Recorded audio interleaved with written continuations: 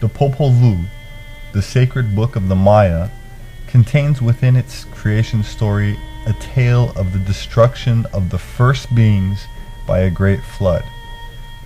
This flood differs from others in that it's not meant as a punishment, but rather a remedy for an earlier faulty creation of mankind. The Tlaxcalan from central Mexico have a legend that tells of men in some parts of the world who had survived the deluge, been turned into monkeys, and then slowly recovered speech and reason. The flood myth of Michoacan, Mexico, says that when the floodwaters began to rise, a man named Tezpi entered into a great vessel, taking with him his wife, children, and diverse seeds and animals for repopulation. When the waters abated, the man sent out a bird, which then returned with a green bow in its beak, which indicated dry land. In the biblical pre-flood world of Noah, it is written that there was taboo interbreeding going on between the sons of God and mortal human women.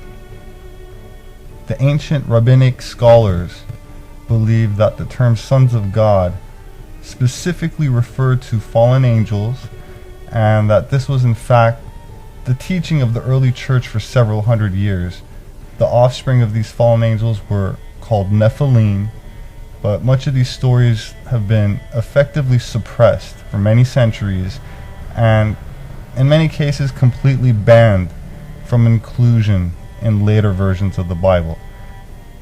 They have, however, been recently rediscovered, for example, in passages from the Book of Enoch.